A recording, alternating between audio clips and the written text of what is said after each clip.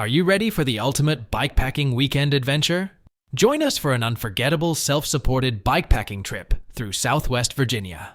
The Grayson Gravel Pie Bikepacking Adventure travels along the Virginia Creeper Trail, the beautiful gravel roads of Grayson County, Virginia, and the New River Trail. All lodging and camping arrangements are included, along with daily routes and guides riding along with you. This self-supported adventure offers resupply opportunities every 20 miles for your food and water needs. Find out more at graveltraveldirt.com. You're listening to Mid-Atlantic Gravel, Travel, and Dirt.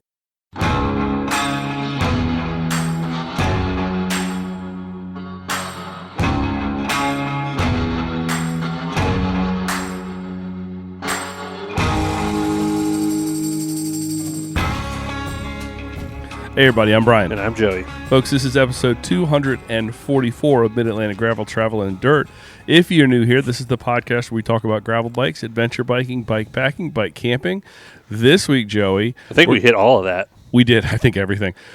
This week, we're going to talk about playing Florida Man. That's what I mean. I think we hit everything in our topic. Because we were on gravel bikes. It was definitely adventure. We were bike packing and bike camping, and we were just playing bikes. Yeah. We did all the things. Just this last weekend in 3 or 4 days. That means our podcast is complete. The full circle is done. Yeah. The circle of life is over, and we should end now. Yep. This is a really nice spot. We're finding our home here at the Patuxent Adventure Maybe it's Center. out of the kitchen? Out of the kitchen, but now it's like I didn't see this little table here in the back of the shop, and it's fantastic. It's just so nice. We're going to have to get somebody to take our picture here in front of this with this little podcast set up, and it's great. Before we talk about Florida and all the fun that we had, make sure, folks, to head on over to the show notes. We have some great discount codes over there for you, so make sure to check them out. Joey, I also need to let people know that we have switched podcast hosts. So if there's a little bit of, should we say, hiccup in your feed, then make sure to do all the refreshing things. Yes. And maybe come to the website. I'll have the new RSS feed. It's a little bit of a growing pain thing, but it is going to allow us to do a lot more and cooler things with the podcast than we've been able to do in the past. So that is correct. 5 years in, we're going to finally make this shift. It's something that's been brewing in a while. And Maybe not on your bike, but we'll make the shift. Thank you, Celine, for pushing me to just make things happen. I appreciate that conversation. Also, if you don't want to deal with any of that, we will release all our episodes unadvertised on Patreon. That's the plan. I'm not quite there yet, though. So I thought you had all this done. No, I've got some of it done. So I got to figure out how to do that. But yes, we are going to be introducing some light advertising. I don't want people to think that we're going to be doing like full on Joe Rogan 8 minutes of commercials on the top end. No, we're not doing that. We're not doing that. But we will have some highly targeted. Manscaped? No, we're not going to do Manscaped, even though that is somebody that did approach us. Yeah. We could have monetized with Manscaped. We chose not to because Joey is like a hairy monkey. He said, I'm not doing anything like that. no scaping for me. So if you do notice a hiccup in your podcast feed, maybe reach out and let me know. So if there's something that I need to address, I can be able to get on it. But I'm excited about the changes to come. I'm excited about the opportunity to kind of grow up a little bit, get a little bigger. Grow up. Glow up. We'll glow up. Yeah. You want to. So before let's talk, with this whole episode, we're going to talk about Florida from top to bottom. Before we get there, Joe, you want to hit the Strava Club? Yes.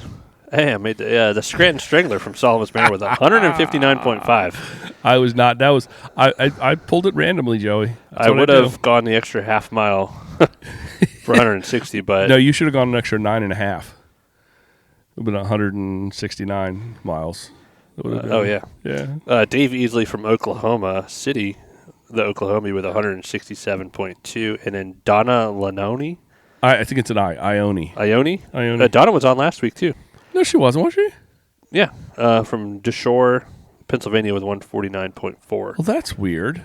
Yeah. Dude, I blew it out. Top 100 was only 107.6, and we're at 941. Did we lose one? No, we're staying steady. Okay. Didn't pick up any, didn't drop any, so that's good. And that's Strava and search Gravel Travel Dirt.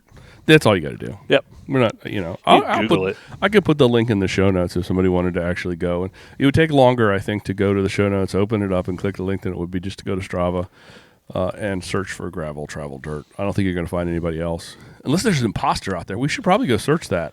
Probably. There probably is an imposter, and there's probably got more followers than us at this point. And they have mustaches. And that's probably why, because they have like very, you know, that's something you got to do. Okay. Let's go to Florida. Let's talk about Florida. First off, Joey, I want to say you're a fantastic traveling companion. Am I? I think so. I hope I am. I hope that, because, you know, we spent 7 days together. Crammed in a little truck. And the last day you pre-breakfast your breakfast with breakfast. Yes. Well, it's because, you know, the Holiday Inn Express, those little cinnamon things are so good. So good. I hope I wasn't bad. No, you're fantastic. As I say, you're a fantastic traveling companion. Pretty easy. It was great. And I'll ask again, I hope I was as well. This is where you go, yes, of course, Brian, you're a fantastic traveler. I'm just trying to think of the stuff I could talk about. So we left. Someone left. You made someone touch your dirty tissues. What? Yeah. Well, yeah, because you called me out. I left a tissue on the floor of the hotel. Tissue, there was like 60. Well, no, there was not that many. There was at a least lot. 20. I was feeling a little under the weather for the week. That's not our first time traveling together, though. No, too bad. No, I know that. We travel well together, I believe. At least I hope. Yeah. But we did spend a lot of time, probably more time we spent with each other in the hotels. We had 4 nights together in hotels. Oh, yeah. And that was just glorious. So we left on Thursday. We got about halfway down. We got to Florence. We went south of the border. We didn't go to south of the border. We passed. I don't think anyone actually goes there anymore. It looks really sad when you drive by. It's dilapidated. The parking lots are empty. Where these considering Bussey's is like 40 minutes south. Oh yeah. We did go by the Buc-ee's. Buc-ee's is a lot of fun, isn't it? Yeah. So we met Matt in Florida. No, we met Matt in Florence. Oh, excuse Florence. Yeah.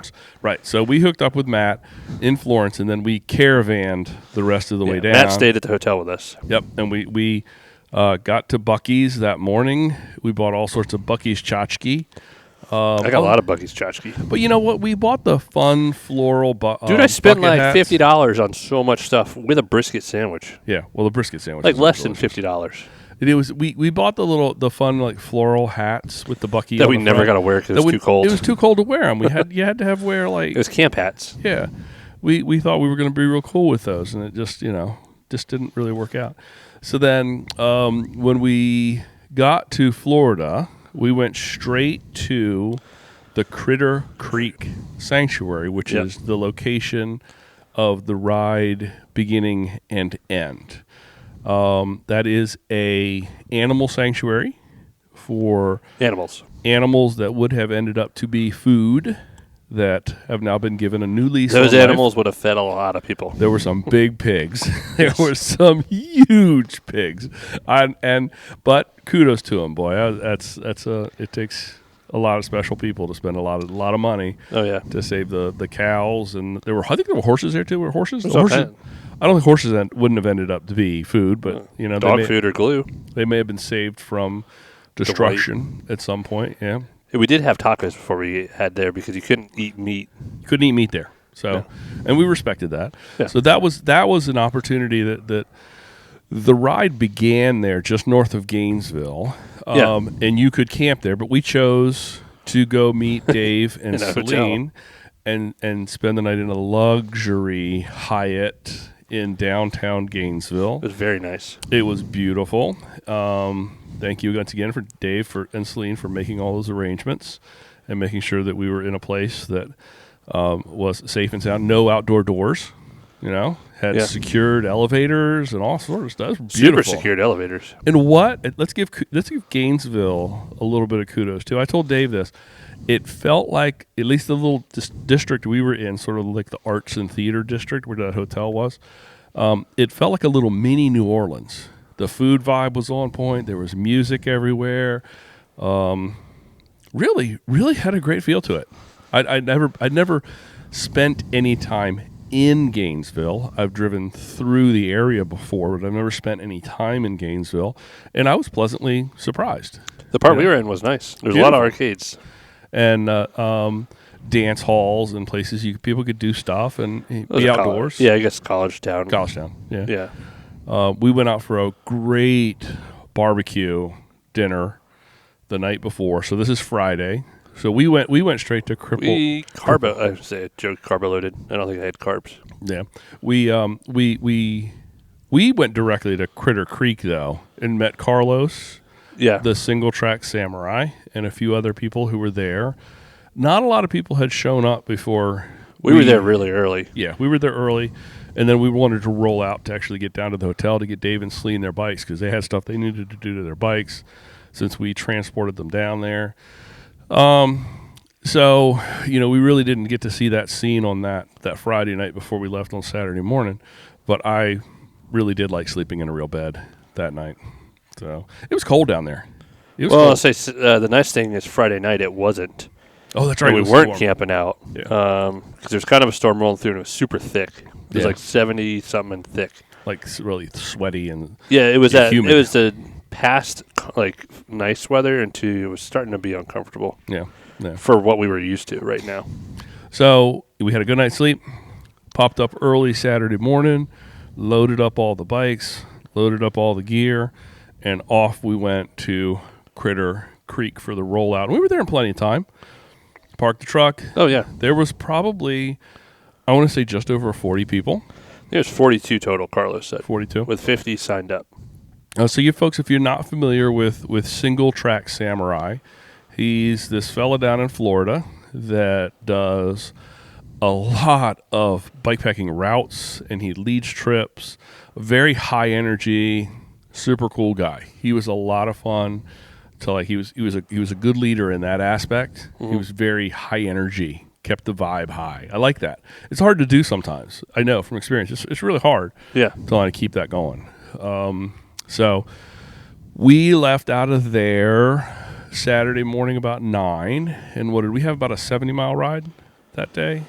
Yeah, it was like 68. So yeah. I ended up with like 70 miles. So that first day was probably 50 gravel versus I think it had the most split high split of everything. And it was an enjoyable split. It's also, when you say gravel in Florida, what you really mean is compacted sand, dirt, sort of like country road kind of thing. Not necessarily what you would think of if you were to say gravel. Like Loudoun County gravel. Or Pennsylvania or West Virginia. Yeah. It's not, the forest roads are, we went through some forest and they were definitely forest road, but they were sand. And in most instances, it was hard pack. Very hard pack. There was a few gravel road sections, but Florida sand. And a little bit of elevation, not in any long sustained climb, obviously, but there were some punchy ups and downs that would kick you in the teeth. I think I saw 9% for one little extended climb at one point. So, but nothing that wasn't easy. Yeah, all of it was easy if you had gears. So the first day there was other single speeders there. Yeah, they were geared for it though. So we did pack everything on the bikes. We were all packed. It was fully self-supported. Fully self-supported from the food perspective, from your camp perspective, everything. Joey, what was your bag setup? I'm trying to remember. No, I'm just kidding. Well, I had my moose packs, which was the most talked about piece besides Matt's bike. But that was my first time using the moose packs full frame bag, which gave me so much more room than any half I've ever used. And that bag fit to a T to that frame. It was custom for the frame. So. But that allowed me to put my tent poles just in there. I didn't have to strap them to the top tube. I put my pad on top of that. All my accessories, one side of it had spare spokes and zip ties and little tchotchkes like tubes and Axis batteries. And my flat kit was in a soda little bag that had my flat kit and money and cleat bolts and all that good stuff. And then extra bits in there. And then my front was my Apidura front roll with accessory pouch. Mm-hmm. Which is what I kept my clothes in, and then my accessory pouch had all my loose stuff like my inhaler and Garmin, and then I just used the rear trunk 19 liter, It's like 14, 15, 18, 19, something like that. Yeah, it's the bigger option from Fjallraven and Specialized, which is the dry bag harness system, which is really nice because you get to camp, you leave the mounting system on the bike, and it doesn't swing, it doesn't move. I probably had it overloaded the last day, and then I just pull that out because I had my sleeping system with my tent in it. Were you happy with the setup? Oh yeah, Everything worked great? I ripped my dry bag a little bit. Oh, how'd you do that? I don't know. It's right at the top, so if I roll it enough, it's fine. Okay. I'll just get another one because you don't need to buy a $200 system. You just buy the It's a insert. new bag. Yeah. And you could use any dry bag or any like rear trunk dry bag thing if you want. I was going to ask you that because I know my Revelate one has to have a special angle and the way that it fits. The Fjallraven harness systems, like it has so much adjustability. Yeah. And I was able to strap my cup and my hat and even my chacos the last day on the back of it. You even had your jacket on the outside too. And my jacket on the outside. Yeah, that's because I kept taking it on and off so much the last day. I just strapped It it was to cold. You know, you didn't really know. The weather was so bizarre. So, Um, and you're happy with the setup. But was there anything that you would have liked to have done differently, or anything that? No, I think I was telling you because I got the Quarter Dome 2, and I feel like the Quarter Dome 1 would give me a little bit more space. Yeah, it's tiny. No, my bag setup was fine. I did use a Nittany Mini thing pouch for my water bottle, and then I took my second water bottle and put it under my frame on the down tube. Yeah. And I didn't need to worry about extra water. So you could just switch them out when Yep. you needed to. And it kept it clean. Yeah. Yeah. So My setup was, this is the first time I've done the tail fin, rear trunk, and then I got two of the little 10-liter tail fin mini panniers to attach onto the tail fin rack. I got the carbon rack with the pannier mounts. And then I used my half-frame Revelate bag so I could keep my bottles in their normal location. And then I had on my fork some of the Revelate polecats. So that's all the bags I had. I didn't have a lot of bags. And my Rootworks bag was on the handlebar. I was able to put my entire tent and sleep system in the two polecat bags. So my tent was on one side, my sleeping bag and pillows and ground cover were on the other fork bag. So really super tight, added a lot of weight up there. And then I was able, so I'm so glad I had my full down bag. Whew, that would have been a very, very chilly weekend. So one of my 10-liter bags was pretty much my entire, was pulled up pretty entirely by the my sleeping bag. And then the top bag and the other side bag had clothes and other little tchotchke and assorted things.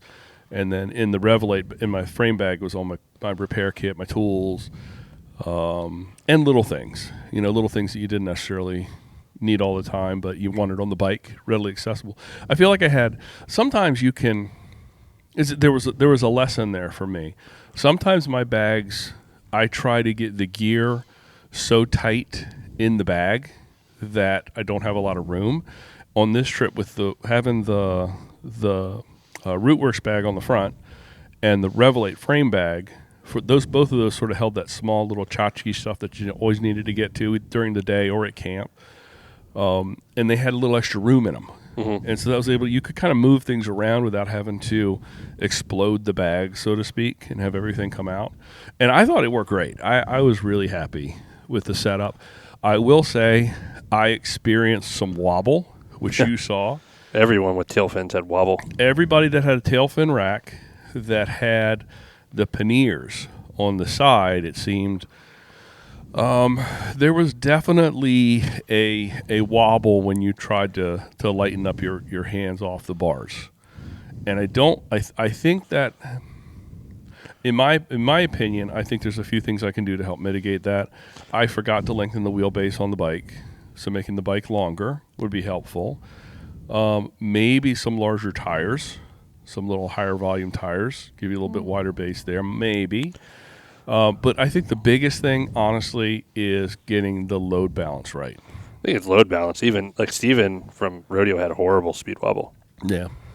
So this was a Rodeo Labs adventure, and I think pretty much everybody from Rodeo Labs out in Colorado was there. Yeah. From head of the house all the way down to the packers and boxers from the factory from the warehouse, which was really cool. What a fantastic group of folks, if you ask me. I thought they were just genuine. But even more than that, there were so many Rodeo Labs bikes. And you know what struck me is not a single one of those bikes. It looked like another one.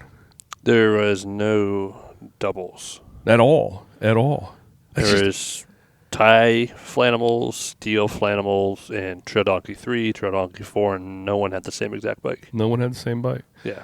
And we saw like some bikes that you've seen, probably folks on Instagram. We got to ride along with some folks. Tons of the Instagram ones. The bike. Well, which one was your favorite? Probably gonna have the same one. Probably Drew. I said, Drew's. Drew designed the Trail Donkey 4, and he was riding a Thai Flanimal. But there is the so strike that. That's he designed the Trail Donkey 4, but he was riding a Flanimal. Okay. Yeah, there was the one they posted like the day before they left. It's a Thai bike with maroon paint and then brushed the top tube with like artwork, like Dave did on his seat tube. Yeah. So that one and Dave's, all three of those. But those were all the Thai bikes. So Drew's bike. Then there was the Mosaic Trail Donkey too. That was so. And I really like Steven's paint, so I could just go down the list of all the Trail Donkeys. And then of course you were riding Matt's bike. Yeah. All weekend. Hey, that's Matt's bike. Isn't that Matt's said bike? It. Even like non-rodeo employees knew it was Matt's bike. It is funny though. I mean, my 1 year anniversary with it's coming up. What a community. Yeah. What a great community of people that have connected with each other through either working as a part of a brand family or purchasing and becoming a part of the brand family. It's pretty special. There were not many non-Rodeo Labs bikes. I would say probably. Yeah, and all the non-Rodeo Labs bikes broke. Yeah. So at the end of the first day, we arrived at, I can't remember the name. Is Ellie Ray's? I think we kept calling it like Ellie Mays or Ellie. We called it about 20 things, but I think it was Ellie Ray's because it was ER on the Wi-Fi because we had no cell phone service. No cell phone service. Like you couldn't call 911 if you wanted. It was, in my opinion, iconic, classic, old Florida camp, RV camp, because it was a big RV camp. It had plenty of space for tent setups. On a river. They had little cabins right on the Santa Fe River, had a boat launch, and this was probably the best part, just the coolest little like bar kind of restaurant. Old bar. Just, I mean, all the people that were in there all knew each other. Everybody knows your name kind of thing. And you can't just go and find that. You can't get the Moo Subaru guy ever. Yeah, I mean, you can't. If you tried to plan that, you would fall short. It was just really, really unique, and one of those things that came together. We totally took over the bar, and ate some really good food. They had pizza, wings. It was like buckets down here. Like the wings were. Yeah, you mentioned that. Yeah, so good. Yeah, pizza was. Hey, the pizza was hot and the cheese was melty. But the wings were very. And good. the alligator tail we had at the end. Alligator tail. We had a little bit of everything, and yeah, I'm still not even sure who paid for all that. Me neither. I know that somebody did. We didn't walk out of there without paying. But it was one of the good people that was a part of the Rodeo Labs family stepped up and said, "Hey, all this food. Here's my card." And took care of it, and then everybody that was drinking took care of their own fun time beverages. So just what a vibe. We probably drank 14 to 20 pitchers of Coke. So much Coke. Oh my God. I have not drank that much Coke. Especially after 12 p.m., that much caffeine for me. Now, and I've stayed in a lot of really, really crappy campgrounds. And this place, I mean, the little outbuildings were nice. The bathhouses, showers were great. They were great. Hot water. Probably the only thing that I could say was problematic is that they didn't really have water. You had to have bottled water. Yeah, even the bar gave us bottled water because she said it was bad. And it didn't bother me, but I thought someone just didn't flush in the bathroom, and the toilet water was always brown. It was brown. It was like brown. It was like water. Straight up out the river brown. And then you're thinking like, oh, I might drink that same water. Yeah. So Matt bought a 24-pack of bottled water though. Yeah. At the bar and gave it to us. Yeah, that was pretty decent. We had a nice little fire there that night too. That's after, right. Because I didn't feel like hanging out at the bar forever. We were there a couple hours, and but it's still early. It was still early evening. I think I left the bar at 6:30. Yeah, and by this time, the weather had begun to radically cool off. It was so cold during the day on Saturday, so the fire felt great. I think there were a couple of fires going in different places that night. Yeah, we were competing, according to Steven. Yeah, we had a lot of wood. And it was. I think we may had more fuel to burn than the other fire did. We had the best bed of coals after a while. Oh, it was beautiful, especially after people started going to sleep. Because I think when I left the fire, there was like 3 of us left. There was also some chairs that magically appeared. So I forgot what the gentleman's name was. He was the first day ride, like the tip of the spear ride leader. He was the first one out, and he drove his motorhome to the campsite to Ellie Ray's, and then had all the chairs and firewood and all that good stuff for us. And that was so Took nice. care of us, yeah. So nice to sit in a real chair. That is, when you asked about my gear, the one piece of change is I will buy a cool little mini camp chair. You'll have to check out my little tripod. Yeah. Something to get off the cold ground. I have tried, and I still do have 2 of the little like REI camp chairs, and probably could have strapped that with some straps to the top of to something. I don't know. I probably could have figured that out. But I also have a small tripod that bundles up really small, smaller than an Nalgene, and it was in the bags, and then it came out, and then it went back in, and then it came back. Ultimately, I did not take that chair with me, and you're right. That's one thing I probably wish I'd had, because sitting on. You're always going to be able to find a picnic bench, but that gets a little old after a while, and they usually are limited. So you're kind of either standing or stooping or trying to find a log to sit on. That is something that it seems like a luxury, but at the same time, having that ability, like you said, to get off the ground is important. Nice. It's important. I mean, the second night, it was picnic table or bring your own chair. Yeah. Yeah, and a lot of people did bring it. I avoided the campfire the second night because I was getting too cozy with it. What do you mean you were getting too cozy with it? It was so cold, and I wouldn't have gone to bed when I did if I was by the fire. Well, so the first night, it was kind of that. It was just on the edge. It got cold, but I still think it was a little warmer than it was the second night. So we decide, we get up, you and I, and I wanted to leave like at 7:45 because there was a long day. There was a place that promised biscuits and gravy at a gas station. We ate at a lot of gas stations. Gas station and Dollar Generals. And there was a lot of gas station food that was pretty good. All the gas station food was good. It was right on point. I will say that, there ain't a McDonald's on every corner, but there's a doggone Sure Stop everywhere you go. That biscuits and gravy. It's probably, they always say when you're camping, food tastes better. That biscuits and gravy was good. Yeah, yeah. And that like machined cappuccino thing I had. So we get up, pack up. I think we would have probably been like one of the first 2 people out of camp. There may have been some people ahead of us. No, we were right around there. But so we get to the driveway heading out of the camp, and I go to hit my shifter, and nothing happens. Hit it a few more times, nothing happens. I finally mentioned this to Joey. If you hit it again, it might happen, right? Yeah, who knows? Keep on it. Keep pushing the button. And so we quickly made a plan that we would go to the gas station and we would take a look at it there. Yeah. Then we realized, well, maybe so we started riding more because I know that my Di2 was completely and totally charged. The battery was full. Yeah.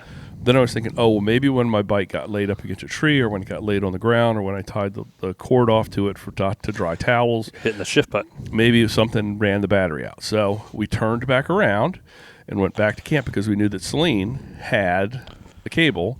My cable, which another new lesson for Brian is don't leave home without that cable, was in my truck. So we went back, plugged it in, said let's let it sit a little bit. Nothing, dead. Nothing happened. Flashes a couple of lights on the junction box, still nothing. I could connect to it with Bluetooth, and Bluetooth was telling me that the battery was 100%. But I couldn't connect it to my phone through Bluetooth. Yeah, it's just my Garmin would connect to it, but nothing else would. We pulled all the cables out. Everything was plugged in. So we tried everything. We even pulled the seat post, and you messed with the cables underneath that. So I had nothing to do with this. Fiddled around with the limit screws, got me to an adequate gear, and I think we have now determined that was 50-21, was my gear for the rest of the weekend. And thank God, I mean, it's Florida, it's flat. The problem is if you gear too low, you're just spinning and not going anywhere because it's flat. And if you gear too high, when you hit that sand, it's problematic. Now consider that this is all on a loaded bike. Yeah. Now I was pretty svelte, but I still probably had 25 pounds of gear on my bike. Being conservative, that's probably a good estimate. Probably, when you consider all the water and all the things that you're carrying. So we proceeded forward, and we thought that maybe we should go back to camp and then drive to the second camp night. Yeah, it was still 70 miles. With the GPS. Whew. Carlos had an overnight instead of a 3-day trip, and it was 71-something miles back to the truck. So in my head, it was, well, if I can ride 70 miles back to the truck, I can ride 70 miles forward to camp, and then muscle through. It's only one extra bad day. So we just lined up with everybody else, got our biscuits and gravies, and kept rolling. And I think we did great. We were the last people to leave camp, and I was kind of worried. I was like, oh, shit. Yeah. Because I didn't want to. It was a long day, and I didn't want to be I don't want to be the last people into the campsite that night either. And that day took us probably 70%, 3/4 sand gravel. It was miserable. Miserable is a strong word. It was challenging. It was miserable in areas, but it was fun in others. Challenging. Yeah. Especially we had some wind, we had some cold, and we had some soft sand in places. So probably one of the highlights for me, though, of that day, too, because, we left camp late, but we still arrived at the gas station restock. So what Carlos does on his routes is he tells you where the gas stations are, and he tells you where to restock, and he tells you how far you've got to go to the next one. And, of course, you can look at stuff on a map, but, having that knowledge, that local knowledge is incredibly important.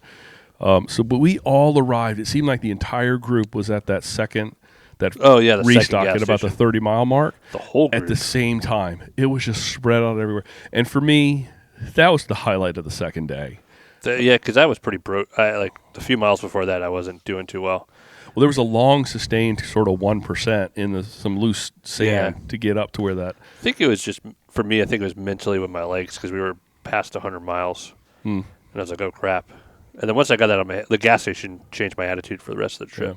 Yeah. It was really nice. I mean, and that was where Matt went around and took a whole bunch of pictures. So a couple of Instagram accounts that you're going to definitely want to check out. We put some stuff up on ours, but if you don't follow Ridge Supply, Matt put up a ton of pictures on the Ridge Supply Instagram account. Obviously, Rodeo Labs put up a ton of pictures on their Instagram account.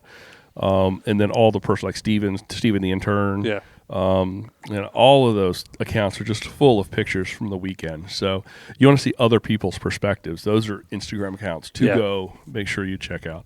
So we leave the gas station, more gravel, more sand. Sugar sand. And it was straight up sugar sand. And we had some rain, and I think it had compacted the sand enough that it wasn't loose, super soft, but it also developed sort of like this weird concrete thing where it just felt like you were slogging through. It was sucking your tire hard. Yeah, and I probably had an extra pound of sand on each tire by every one of those sections. I was rolling my Pathfinders, and you were rolling what tires? You had the Rene Hurst. Which ones? I had the Squinalmy. No, I didn't have the. That's the 38s. Hold on, I'll tell you in a second. Well, they were slick. I had my 44 slicks, which I bought for Florida. The Squalmy Pass. Yeah. So did you have that issue with the sand build up on your tires? I didn't have the sand build up. I just had the suction. I had sand build up. It was almost like you just there was a 1-inch kind of tread pattern of sand. And so that next stop was in Lake City. And it was right on a little lake, but we went to this brewery that had amazing food. I had amazing food. You had dry chicken. I had dry chicken, but that's okay. I just said it publicly. The chicken, while it was dry, it had good flavor to it. So it was a little hard to. I had one of the best smash burgers I've ever had. And by this time, it was one of my I couldn't speak windows. You can probably still hear it in my voice now. But there was a couple of windows of time during this weekend where I just was completely I would open my mouth and nothing would come out. And I know that a lot of you listeners would have appreciated, probably it would have been the best time you would have considered to be around me. It was great. I think Matt liked me better when I couldn't talk. Yeah. Wait, don't agree with that. But yeah, the food was really good. You and I didn't consume this weekend. I didn't eat probably enough for as much as I was riding. Well, I was talking about alcohol. We didn't drink. Oh, I didn't drink at all. I'm like 5 months sober now. You didn't drink for that, and I was just, when you're sick, the last thing you should do is start putting beer. I feel like a little whiskey would have been good for you in your throat and your cough. I took enough NyQuil that it probably is. NyQuil probably could be considered a whiskey at some point. Excuse me. And but what a cool little brewery. It was so great. It was tucked away. Like the food, that smash burger was delicious. And it was another point in the trip too, where the whole place was just full of bikes. I think everyone almost kind of got there at not at the same time, but we all congregated. Yeah, there were people thinking about leaving when the last few people were rolling in. So yeah, that's what we did. It was in sort of that same window. So we still had 19 miles to get to camp. And that 19 miles was straight up. That was a march. That was... Wasn't bad, though. Like, thinking, in all actuality, it wasn't bad. It was Croatan riding.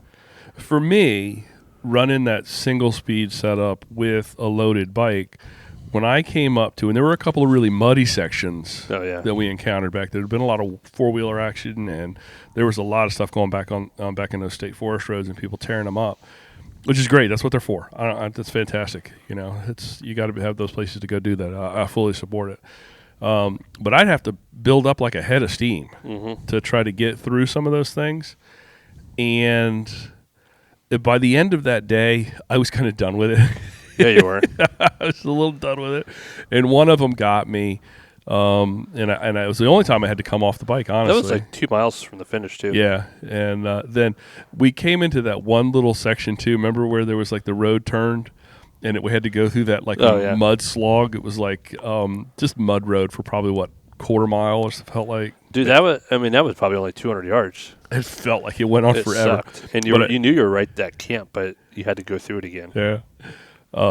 So we got there. There was another little store. We bypassed the last little store. We ate enough at the brewery. And then and I got some snacks in the book bag. We'd gone to the Dollar General, and you were toting some cookies and pork rinds and some good health food. So good. I'm glad Jason's not here anymore. Yeah. We were eating some good health food from the Dollar Anything General. while riding is good. Yeah. Dollar General, though, if you do it right, they have fruit. They got everything there. Apples, I just happened oranges. to pick the pork rinds and Chips Ahoy. Yeah, there's plenty of stuff there. And so camp the second night, I'm still not exactly sure what the name of the park was, but it was Ocean Pond. Beautiful little setting right there. But, Joe, we didn't get there till dark. No, we got there at sunset. We set up in the daylight. We still set up. Because I didn't want to get there at dark. And I thought we were going to be sort of the tail end, but there were only like 3 or 4 people that got there. And we were in the front end of that somehow. Yeah. We had enough daylight. Like, there was plenty of daylight. It was golden hour, which is what I wanted. Yeah. People did roll in at night. Yeah. People were rolling in the dark. But it was nice. Yeah, like I said, I wanted to set up in the daylight, have first pick of the spots. I was trying to get in a shower house first, but that didn't exist. No showers on night 2. So that's why I wanted to Well, get there. to be fair, there was a shower, but you had to get back on your bike and ride. Or walk a mile. And I don't think anybody was interested in doing that. Yeah. And it had gotten cold again. I think that night was cold. That was the coldest night. But they had a big pavilion, and there were picnic tables, and there was electricity and lights and a huge, huge fire pit. It was a great fire pit. And then the wasn't a camp host. Sounded like it was like a volunteer ranger kind of thing who came in to check on us on a 4-wheeler and then asked if we needed some firewood. And he brought us an entire bed of firewood, went back and brought us a second bed of firewood. And everybody's like, oh, we'll never burn all that. We burned all It was gone before we left. We had a fire in the morning, too. All that wood. It was just fantastic. It felt so good. But you're saying that's the night you kind of shied away from the fire. Yeah, I sat at the picnic tables. I went for a few minutes, but just sat and had Dave and Matt and Celine and Drew. Other people hanging out over there. It was fun to talk to him and listen. So I feel like Trying to be social, but I was pretty tired. I feel like, being sick, I had like this double-edged sword. I didn't really want to engage other people too much. You went around and licked all their water bottles while they weren't looking. Shh, don't tell anybody that. And at the same time, I just didn't really feel like it either. I would have loved to have been able to chat a little bit more with a lot of the Rodeo Labs people, but even more the riders that were on the bikes. And just look at the bike. I mean, I did spend some time looking at the bikes, but the paint schemes, the colorways, everything was just so on point. It was just a magical kind of thing, in my opinion, to see all those same bikes but different. Felt weird. It didn't, it felt different. But it was super cold that night. I don't think I really slept at all that night. I would, something you say you didn't sleep, but of course you do. You doze off and then you wake up and you doze off and you wake up. But we got up on, so that night at camp, I approached you and I said, "Hey, Joey, how about Bubba pull out his ride with GPS and plan a slightly more." I think you were planning that while we were still riding. You said something in the middle of the day like, "Hey, I'm going to find a better route home." And I said, "Okay." Well, no. The word "better" is strong. No, not better. More a more direct. efficient route for your setup. Yeah, a more efficient single-speed loaded route that possibly avoided the sugar sand. We were a team. It's not like I was going to go do one and like the morning of day 2, I wasn't going to like make you ride back and then me ride the other direction. You're a trooper in that regard. I was feeling pretty bad that morning. Yeah, and I think that showed that I felt like I was blowing your weekend up. And yeah, so I'm glad we did what we did. I'm glad we forged ahead with the group, and then I'm also glad. And then you sat down, and 10 minutes later had a route that was all road. Yep, all road, but sand. Also we had 2 miles of sand. Yeah, and we had a couple of miles of sand, but that was towards the end, and it was a direct route. Well, the route coming out of Ocean Pond and back to Critter Creek was like an S. Yeah, it went really far west, and then looped through Lake Butler, and then went through really rivers. far west. And we saw some pictures that Matt so was glad. sharing. It's probably a good story. Yeah. Matt, he approached me later, and I was thinking about you when we were there, thinking how it was so good that you weren't there, because you'd have been just probably having to walk that bike through this river. Yeah. And he said it went on for miles. The sand roads were just covered with it looked probably about like 8 or 10 inches of water. Oh yeah, easily. It was high. And if we had done that, Joey, I would have broken out some tackle and maybe trolled on bike. Well, you were just broken down.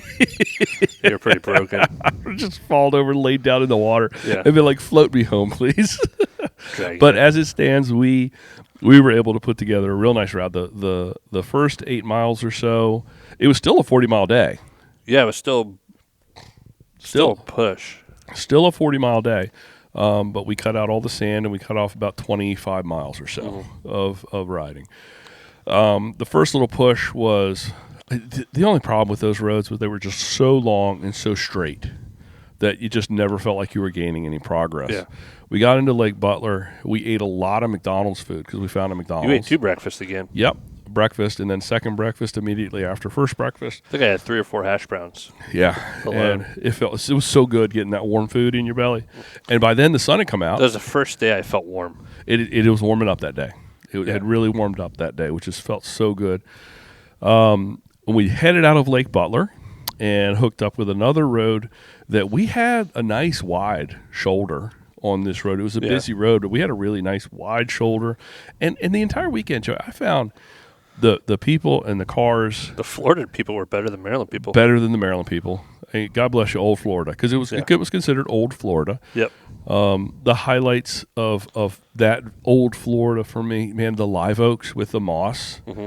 And sometimes you would just look down a road, and it's a beautiful sandy road and have a little undulation to it. And it'd be like a canopy of live oaks with the moss hanging down.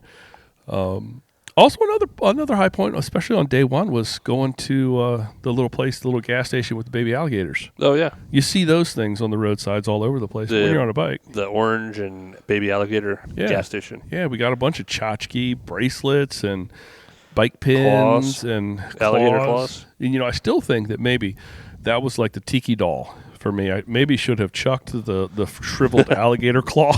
Maybe I should have gotten rid of it. Maybe it had bad juju. Matt was trying to get me to buy an alligator head to strap to my bag, like a real. Well, it was dead, but it was huge. They were huge. You get like multiple times. It's like you need to strap this to the back of your pack. I'm like, I don't know if Jess would let that in the house. We went through a couple of little towns on that second leg of the last day. I thought were really cool. Yeah. We had that weird random Cuban food truck. We got some great pictures in front of a beautiful mural on the wall. On the last day? Yeah. We had the Cuban food truck, too. That was really good. So, all in all, fantastic weekend. I mean, we stopped at a couple gas stations that last day to take a stretch. Mm-hmm. And I was already full, but the food looked good.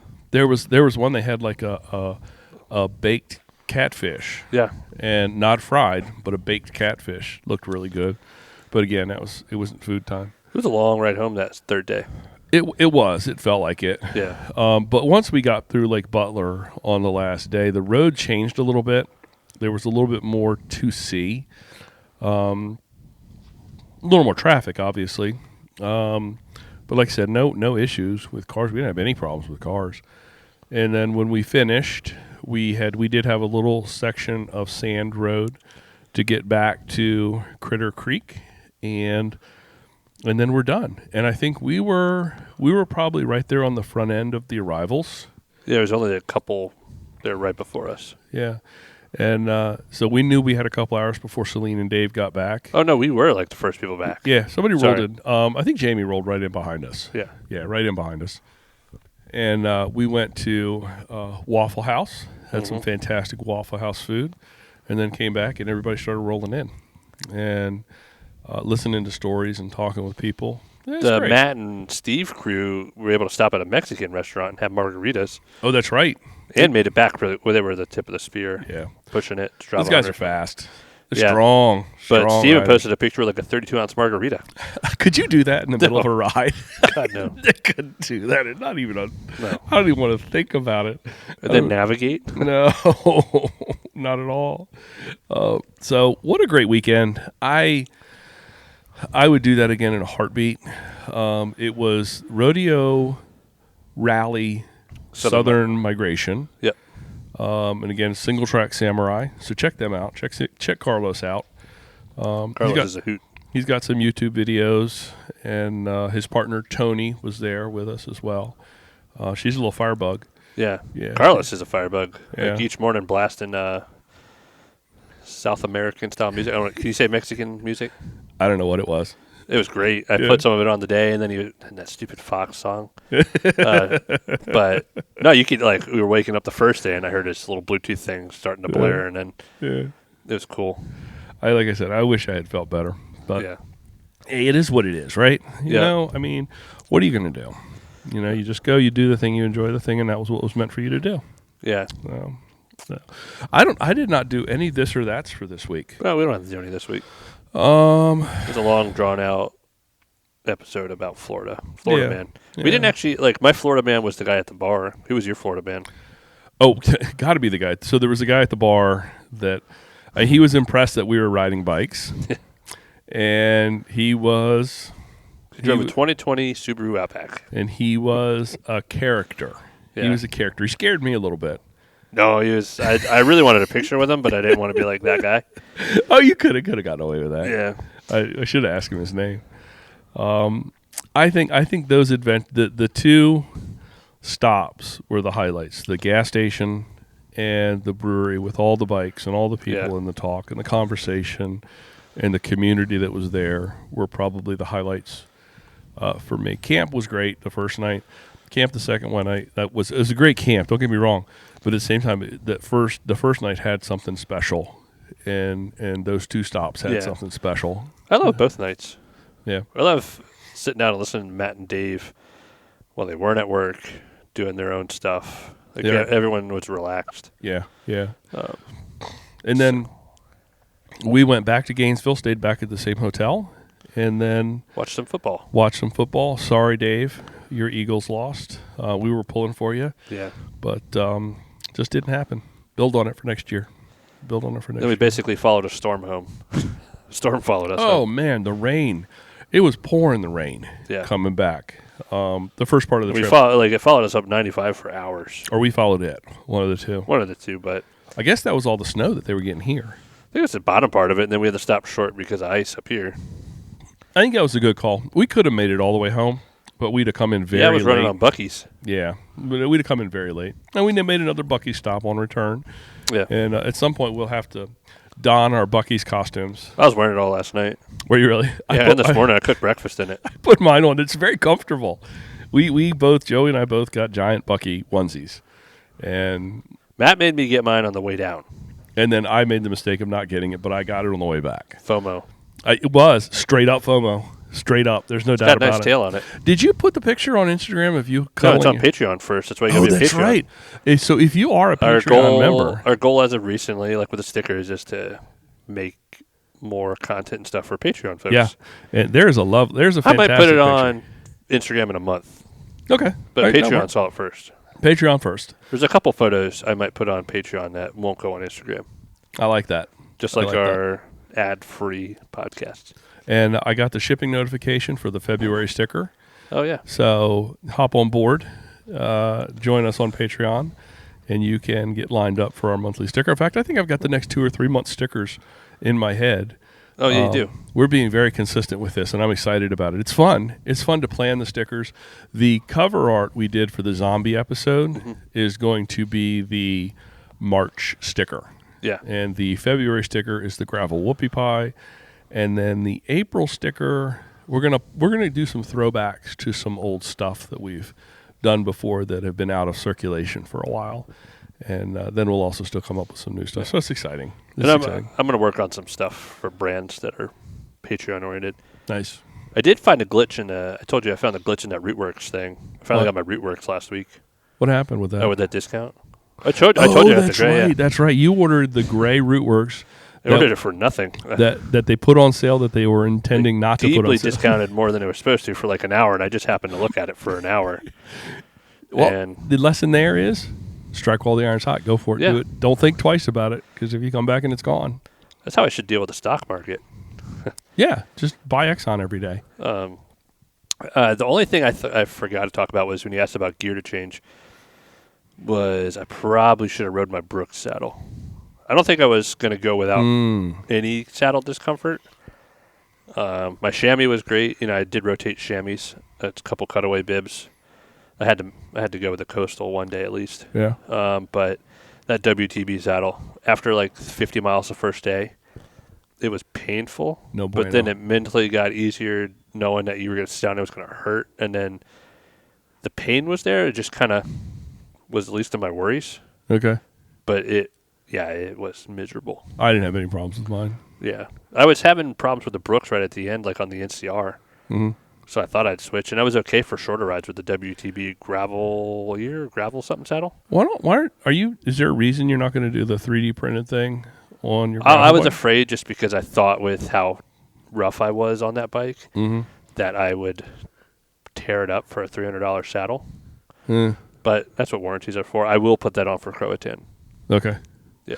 And Crotan's coming up in what? 65 more days. 65 days. So Yep. we've got to start talking about that. The Crotan countdown. There's still sign up, and I think if you are, if you get in this week or so, you will still get swag. After a certain point, you're out of the swag thing because Matt's got 64 more days.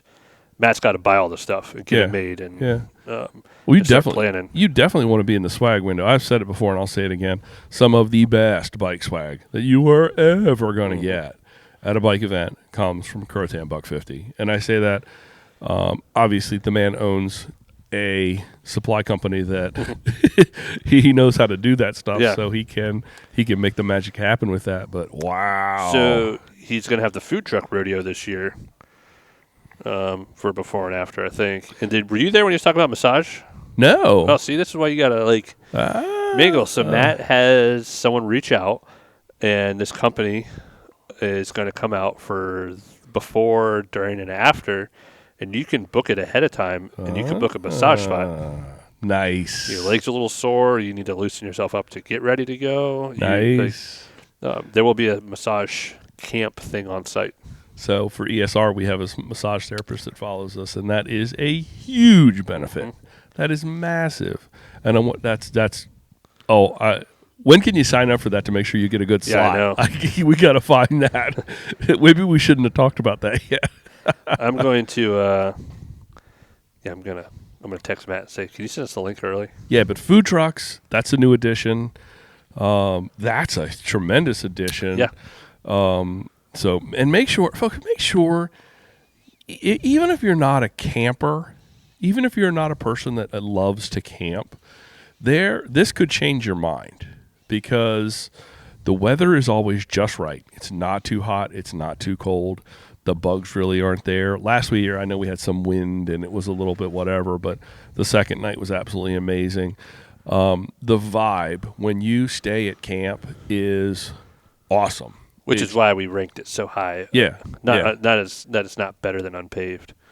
Yeah. Just a different atmosphere. Yeah. I mean, that vibe is just so legit. I was looking at pictures. So cool. Chris was updating the website, and I was looking at pictures from it last year of the camp. Yeah. Yeah. Nice. Okay. Well, we got no this or that. So this will be a this or that-less episode. So and next week we are trying to line up Carlos. So we're going to talk about this again. We'll talk a little bit more about what goes on in Florida directly with Carlos. So make sure to tune in for that one next week. You ready to shut this one down? Yep. Let's do it. Thanks, everybody, for listening to this episode of Mid-Atlantic Gravel, Travel, and Dirt. If you enjoyed the podcast and you like getting a cool monthly sticker, consider joining our Patreon family. Joey, how can folks get in touch with us? Like many people this weekend that touched me, you can see me at Monster Cross February 16th or 18th. That's right. But if you are not that friendly, it's graveltraveldirt.com, and our Instagram is at Mid-Atlantic GTD. That is coming up a lot faster than we coming up, and I think Matt's actually. Remember, I bought a spot. I think Matt's staying in a spot with me. Oh, nice. So we got to drive through RV spot. Good deal. So sign up for Monster Cross. Mid-Atlantic Gravel, Travel, and Dirt is recorded right here in the Patuxent Convention Center in Solomons, Maryland. Thanks for riding along. Until next time, do good, be nice, go slow, respect others. Love you. Bye. Love you. Bye.